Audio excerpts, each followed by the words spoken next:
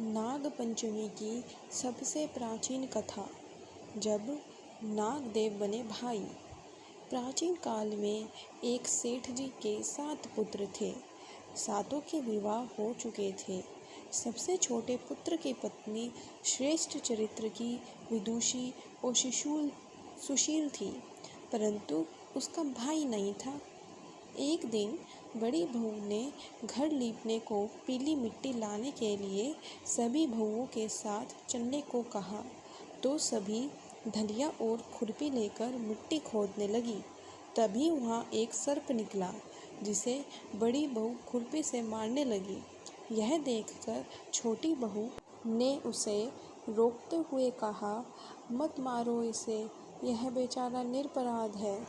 यह सुनकर बड़ी बहू ने उसे नहीं मारा। तब सर्प एक ओर जा बैठा। तब छोटी बहू ने उससे कहा, हम सभी लौट कर आती हैं, तुम यहाँ से जाना मत। यह कहकर वह सबके साथ मिट्टी लेकर घर चली गई और वहाँ कामकाज में फंसकर सर्प से जो वादा किया था उसे भूल गई। उसे दूसरे दिन वह बात याद आई तो सबको साथ लेकर वहाँ पहुँची और सर्प को उस स्थान पर बैठा देखकर बोली, सर्प भैया नमस्कार। सर्प ने कहा, तू भैया कह चुकी है, इसलिए तुझे छोड़ देता हूँ, नहीं तो झूठी बात कहने के कारण तुझे अभी डस लेता। वह बोली, भैया मुझसे भूल हो गई, उसकी क्षमा मांगती हूँ। तब सर्प बोला, अच्छा तू आज से मेरी बहन हुई और मैं तेरा भाई हुआ, तुझे जो मांगना हो मांग ले। वह बोली, भैया मेरा कोई नहीं है, अच्छा हुआ जो तू मेरा भाई बन गया। कुछ दिन व्यतीत होने पर वह सर्प मनुष्य का रूप रखकर उसके घर आया और बोला कि मेरी बहन को भेज दो।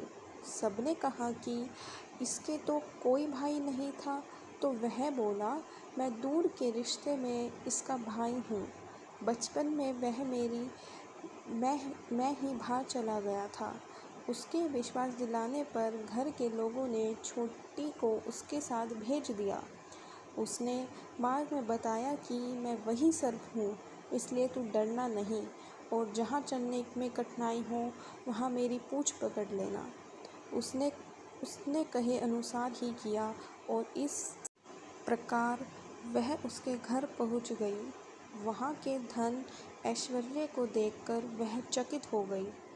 एक दिन सर्प की माता ने उससे कहा, मैं एक काम से बाहर जा रही हूँ, तू अपने भाई को ठंडा दूध पिला देना।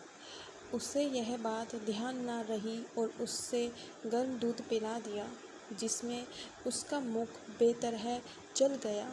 यह देखकर सर्प की माता बहुत क्रोधित हुई, परंतु सर्प के समझाने पर शांत हो गई। तब सर्प ने कहा कि बहन को अब उसके घर भेज देना चाहिए।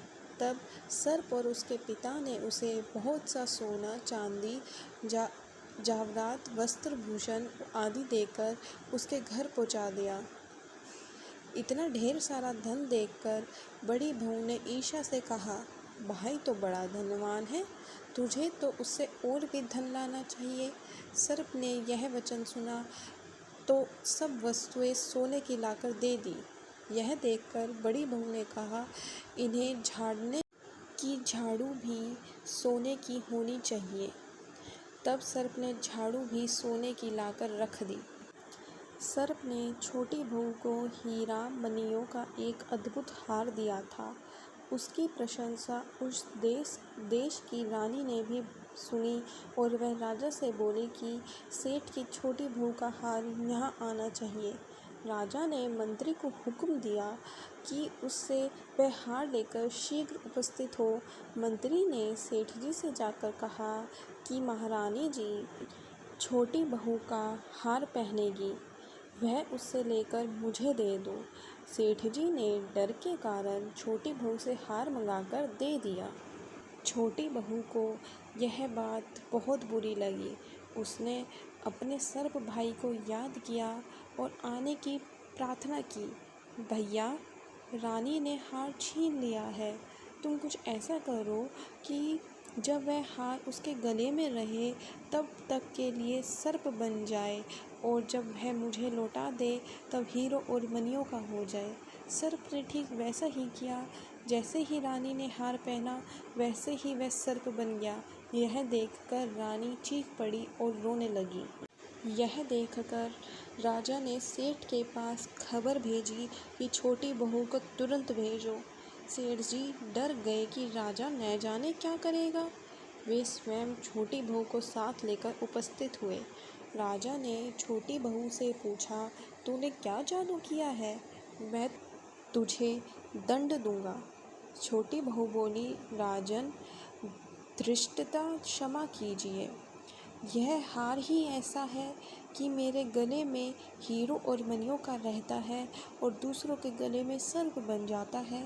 यह सुनकर राजा ने वह सर्प बना हार उसे देकर कहा, अभी पहन कर दिखाओ।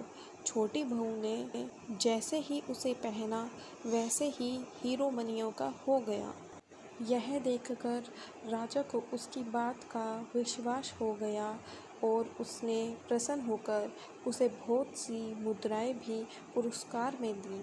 छोटी वह अपने हार और इन सहित घर लौट आई। उसके धन को देखकर बड़ी बहू ने ईर्ष्या के कारण उसके पति को सिखाया कि छोटी बहू के पास कहीं से धन आया है।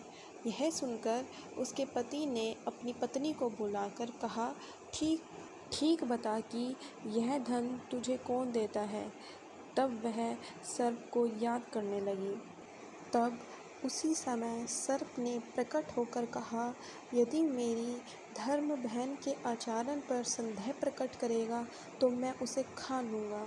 यह सुनकर छोटी बहू का पति बहुत प्रसन्न हुआ और उसने सर्प देवता का बड़ा सत्कार किया। उसी दिन से नाग पंचमी का त्यौहार मनाया जाता है और स्त्रियां सर्प को भाई मानकर उसकी पूजा करती हैं।